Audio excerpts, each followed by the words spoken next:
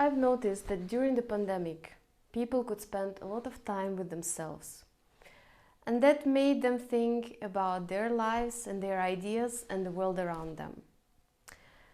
That also created a lot of wonderful new startups. I have so many friends that decided they want to do something new and something exciting.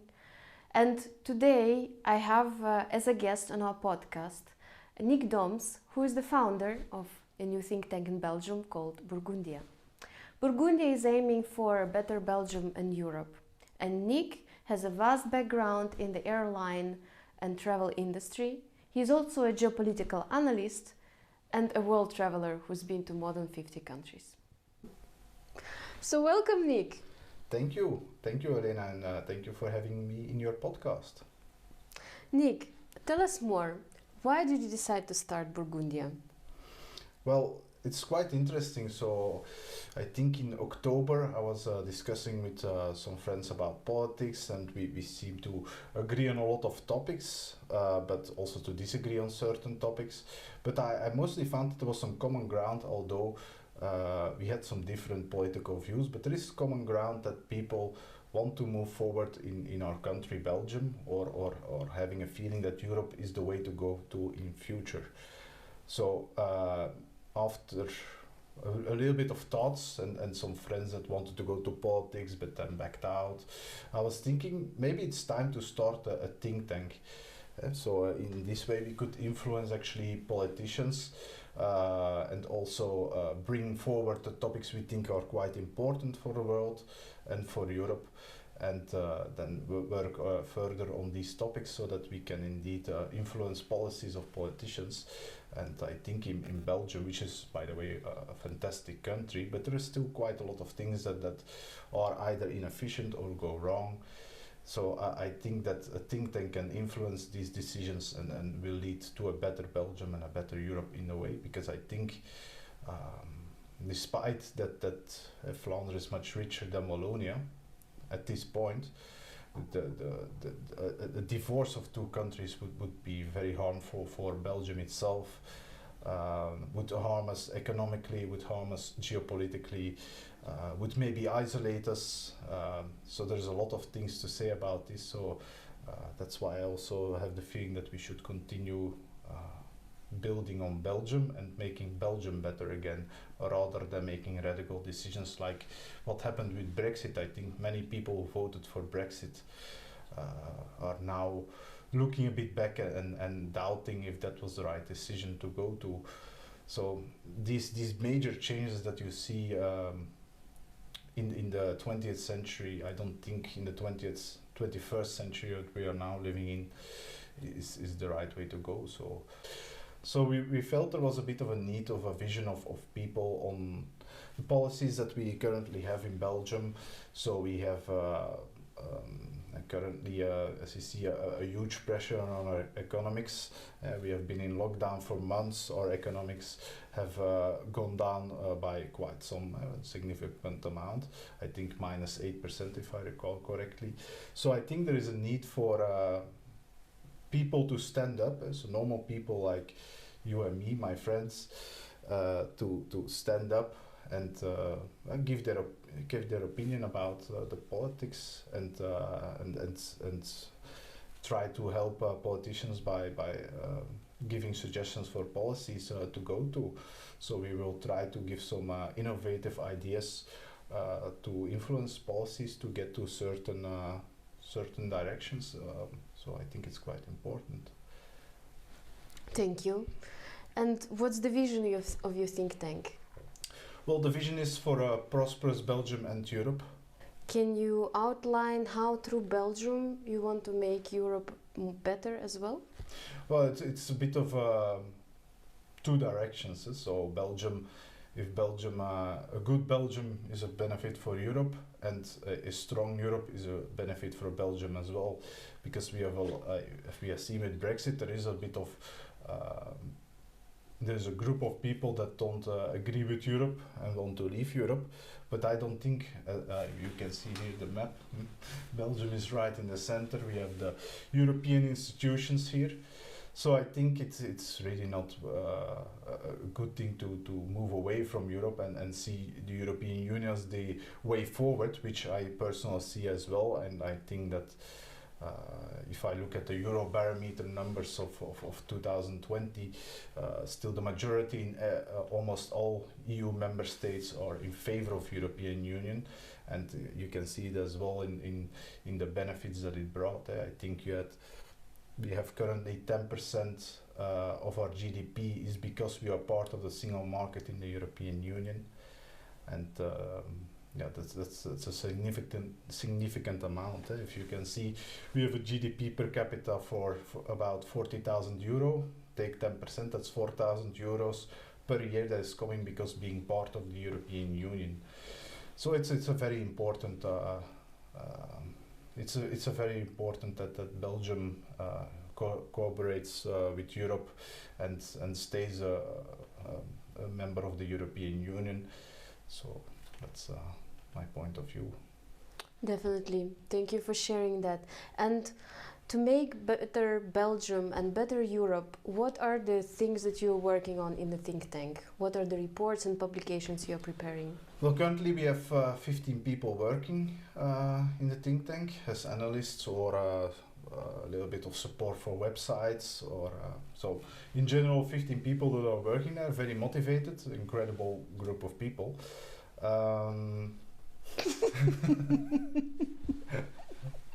I hope I'm one of them. Yes, you are. And we have fixed people in the group, and a bit of our core members or our partner members, and then we have guest members that can contribute with opinion pieces or reports, and then they will reach out to us, or we reach out to them, and we find some how they can contribute to our project, and then we will see about what they want to write about, or like for instance in your podcast, if they want to contribute to that, if it will match with our philosophy, of course, and that's quite important, I think. And so those guest members can also contribute, but fixed members, I think we have 15 people currently working for us. The topics we are working on, we have the energy stream, which is working on 4 different substreams or projects. So we have the electricity transition, we have the mobility, we have the industrial and the residential heating. And it's currently a group of 6 people working on that. Yesterday we still had a meeting about this, so we will try to split it in smaller groups to make it more efficient there in that team. Then we have a European policy team, so that's me and Koen that are working on that, and there currently we have a very big report upcoming, so there we will investigate border countries of the European Union. Okay. So the European Union, as you know, it's 27 member states, and the neighboring countries there, for instance Serbia, Montenegro, and so the parts of the Western Balkans. You have the countries of the Eastern Partnership like Moldova, Ukraine, Belarus, even Russia, which is not part of Eastern Partnership, but it's in the same region. We will investigate how these people look at the European Union, what their relationship is with the European Union, and we will further on try to see if they can eventually join the European Union, which some countries are already very far advanced in the process there, like Montenegro and Serbia. And we will first start with an introduction paper where we will say which countries are potential members to join the European Union, and why they would, and so a bit of a general overview, and then we will have a specific report per country. Of course, there are hypothetical cases as well that we will work out, like Russia, and you know you have a Russian background as well. Yeah. I don't think they will join in the coming years, especially with the current high tensions between the European Union and Russia, but we will think about how it can be that Russia can join the European Union, what will be the change that the country has to go through, etc. So I didn't think about it that much yet, so I cannot go too much into detail, but this is a bit the general idea that we have there in the European policy team.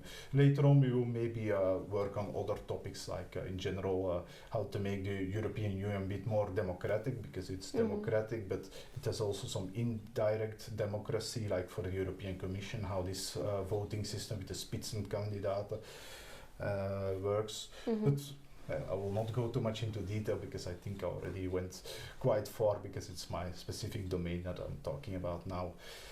Then we have the e-commerce stream as well on another topic, and there we have some people working on a report about how Belgium is missing the e-commerce boat that has shipped off, I think 10 years ago or maybe more.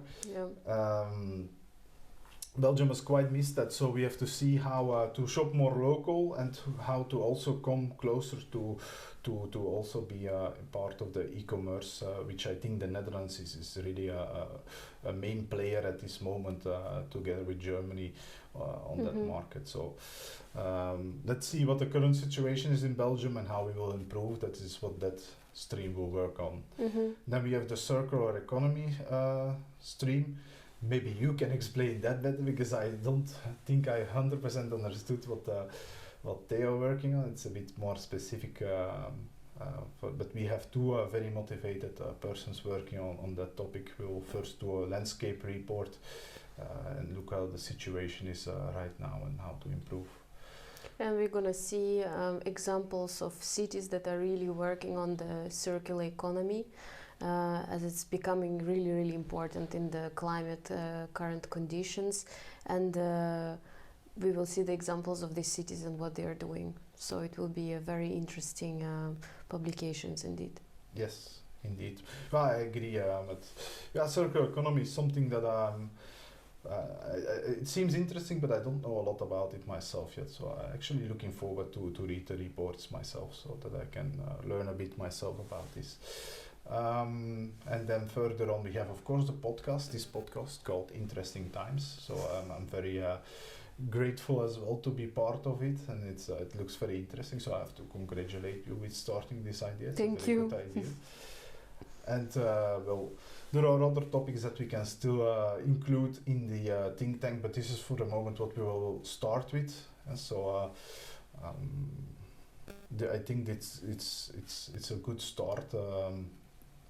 We will have quite some work ahead of us, and but I expect a lot from the circular economy and the energy stream as well, because the European Green Deal is coming there, and yeah, it's very important for the upcoming years.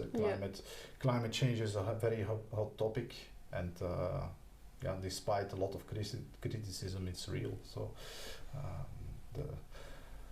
there is no denying that. I think the scientific reports that are coming out clearly show the effects that we see already now. I think if I could show the window that is there now, people would see snow, but it doesn't mean that there is no climate change. We can see it in the long droughts in summer, and as well the heat waves that are coming back each year. So I think we will eventually move to more climate neutral society, and I think Belgium is on its path, but there is still a lot to there's still a long way to go. Definitely. And Nick, can you tell us, so you say there are some things wrong in the politics in Belgium that people would like to see changed, and some things that should be improved in Europe, but do you see the signs of hope and signs of progress, and what are they, especially during these difficult times? Well, there's actually two questions that you put there. So the signs of hope, I don't know what you exactly mean with that. For me, the Belgium is still a very stable and good country, so there is your hope. I mean, I think the current crisis that we are facing now in Belgium, if you talk about the pandemic, we have been the worst country in amount of deaths per 100,000 people, which is a very bad thing. But on the other hand, I think the current situation that we have now is quite under control as we speak now. We are mid-February almost. Yeah. So, well, there is your hope, and of course you have the vaccine that's been coming. Belgium is vaccinating quite slow to start with, but they're still according to plan. So normally in June they will start vaccinating almost everybody above 18 years old. So normally around September the sanitary crisis should be gone. That doesn't mean that the whole corona crisis as it's always solved. It means that the sanitary crisis is solved. We still have, of course, the economic crisis that is hanging above us. But it's very difficult to predict because if you see the stock market in general is quite stable. And it went steeply down in March when the first lockdowns in Europe and North America started, and it went up again, so it's almost at the same level. So for the moment it doesn't seem to be a crisis, but it's very difficult to predict, of course, if there are not bubbles currently forming on the stock market. So a lot of people are home, or as you could see with the GameStop story, where a huge crowd of young investors suddenly pushed stock market prices up. Maybe it's going on for in general that there is a lot of casino politics on the stock markets going on right now, and it's not a real vision of what companies look like at this moment. We will see also, if we speak specifically about Belgium, I think that we stopped a special system where companies can't get bankrupt. And so then you create some kind of zombie companies and you support them with subsidized money from the government. Yeah, if that money stops, which is about going on right now, then we will see what is going on and what will happen. So it will be not the easiest time, I predict myself, but if there is a sign of hope, the normal life will return. So slowly people will recover, and we will get back from any economic crisis that we have. But we still have to investigate that what we will do to relaunch our economy. Yes, very good point. Thank you, Nuik. And in terms of the whole transformation that our society is going through, we have the fourth industrial revolution, we have the digitalization, we have AI coming, we have the climate change. What do you think are the things that Belgium and Europe are doing well to position themselves in the international arena and to ensure the prosperity of the population?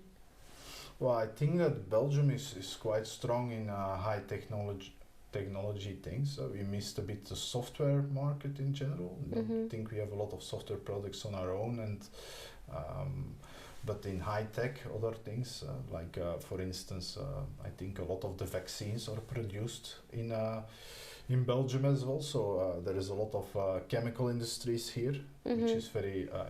They are also jumping on the green economy market, where you have they will also be one of the front fighters against climate change as well. So it sounds a bit not right that people in the chemical industry are working on that, but it's really the case. And as you see, Antwerp is one of the biggest hubs in Europe and maybe in the world of chemical industries. So there Belgium is a large player as well. Pharmaceutical industries, as already said. About AI, I'm not 100% sure, but I think later on you will have a discussion with somebody in one of the later podcasts about somebody that has knowledge about AI in Belgium, how far we are there. Now tell me an answer to a very important question. How can we follow the work of you and your think tank? Where can we find your reports and publications? Well, for most we have a website, www.burgundia.be. There it's a bilingual website, so you have a Dutch page and an English page. So the content is the same, but the languages will just switch. In future we may have a French page, but that will be still, we have to see there, because we don't have the capacity for the moment to support 3 languages. Then we are on LinkedIn as well. And so you can find us on LinkedIn where we post also our reports, our podcasts as well. We are also on Twitter, Facebook. Facebook, that's easy to start up with your friends and family that can follow what you are doing, which is also quite important, that they know what we are working on.